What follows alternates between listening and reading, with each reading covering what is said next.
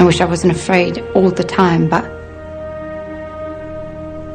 I am. I know this world is screwed up, believe me, I know it better than most. Which is why I wanted to ask if there's anything I can do to help make it right. Please let me know. If you wish.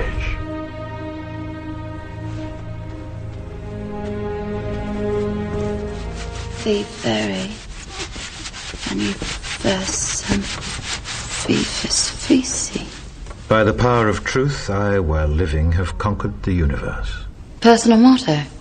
From Faust. That's about trying to cheat the devil, isn't it? It is. And speaking of the devil, I was wondering if your offer to help was still standing.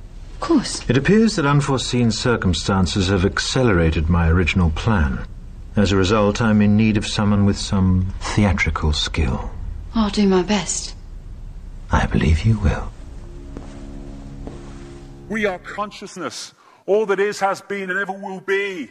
There is nothing to fear. Whatever happens, we are always that. Mind fears, because it's programmed to fear. When we're conscious, there's no fear in this. It's a shake of the head. Pathetic. Pathetic. Pathetic. And we need to do this. Compliance. We need to challenge that. Not with violence, not even with aggression. We just need not to fight it. We need to walk away, because without our acquiescence, it cannot survive. You know, when you look at a pyramid, we've been manipulated to believe the power in a pyramid is at the top. It ain't. The top of the pyramid is there because the rest of the pyramid's holding it up. We're holding this whole thing together. There's a story I told many years ago of a British comedian called Larry Grayson, who died. I kind of knew him vaguely, and not closely, but vaguely. I went to his memorial service in Covent Garden, and this other comedian did this tribute to his life in which he read out this story that Larry Grayson had told him.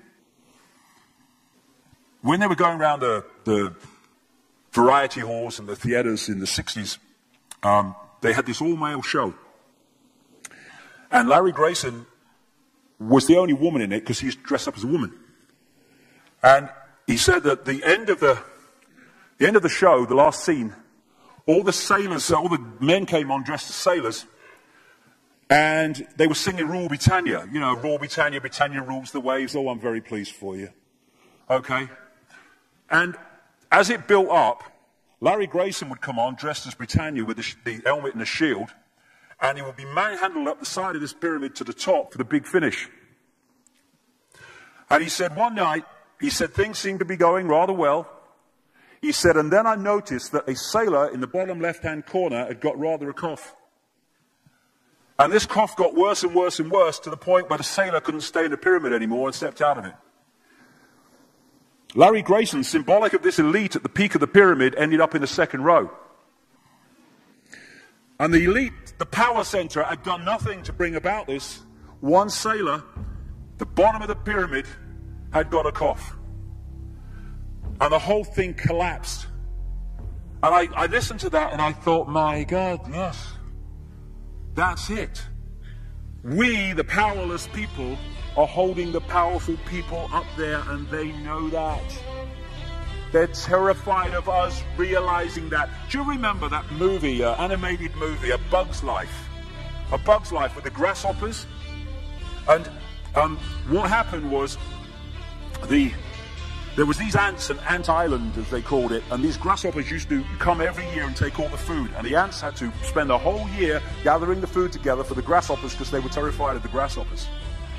And there weren't many of these grasshoppers, and one day they're in their winter quarters in a tree, these grasshoppers, and they've got all the food they need, and someone suggested among the rank and file grasshoppers that they didn't need to go to Ant Island this year because they had all the food they needed.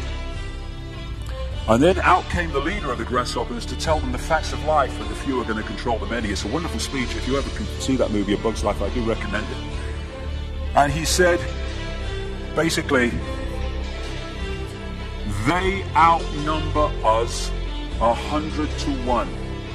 And if ever they figure that out, there goes our way of life. So we have to keep the pressure on, basically. We have to keep them working, so they don't figure out where the real power is. And that's why this network of manipulation works so hard to keep us in these states. Like I said earlier, what are people leaving foreclosed homes for? Foreclosed by banks that have caused the unemployment that lead to them having to leave their homes. Stay there, refuse to leave, make it difficult for them. Expose them for what they are. We make it so easy, the non-compliance. No longer will we just do it because we're told to do it. Is it just? Is it right? Okay, I'll do it. Is it unjust? Is it not right? I ain't doing it. We start to make the decisions on what we will and will not do based on our values and not some imposition from the dark suits. These people are gonna give me, grant me, or grant me not my freedom. I'm all that is. You can't grant me freedom. No one can grant me freedom. I am freedom. It's what I am.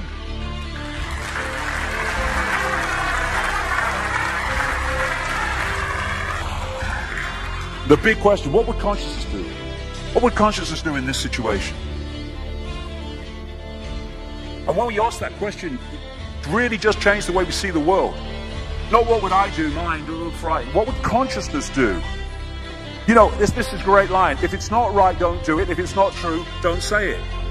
And what would transform this world overnight is if we started doing what we knew to be right in the situations we face, instead of what we think is right for us in the moment. Not what are the consequences for me, or what's the best thing for me, how do I get the best deal out of this? What is right? What is just in this situation? If we started making decisions based on that, the world would transform overnight.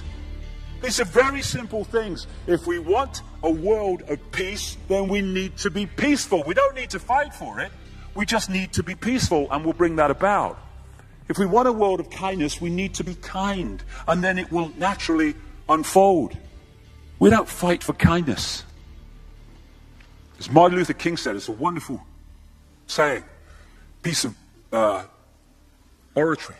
Cowardice asks the question, is it safe? Expediency asks the question, is it politic? Vanity asks the question, is it popular? But consciousness asks the question, is it right? And there comes a time when one must take a position that is neither safe, nor politic, nor popular, but one must take it because it is right. And when enough of us do that, what is right will manifest by definition. And we're in this position now where this vibrational change, this energetic change is taking place, where we can start cracking these eggshells, where we can start becoming the full magnitude of who we are, where we can be consciousness in the now, using mind to experience this reality instead of being governed by it, turning the key to let consciousness in. We're being offered this opportunity now. No longer can we say we didn't realize who we are, we didn't know we could do that. I was kind of waking up one day, and I saw this earth imprisoned, and I saw this big lock and a key going in and being turned. I went on the internet just very shortly afterwards. I was looking for a picture, not this one, and that's what I saw. The picture I'd just seen in my half kind of sleep. And that's what we're being offered the chance to do now, to turn the master key called becoming conscious that will bring an end to this. It's being given to us, we just need to take it. And to take it, we need to say enough. Enough of being enslaved by these people, enough of being enslaved by our manipulated ignorance, enough of being enslaved by the fear of being who we are.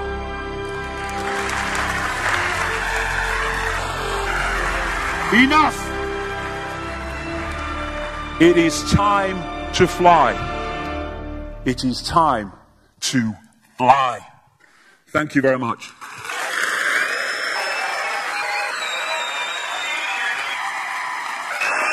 Thank you. Thank you very much. Thank you. Thank you. Thank you.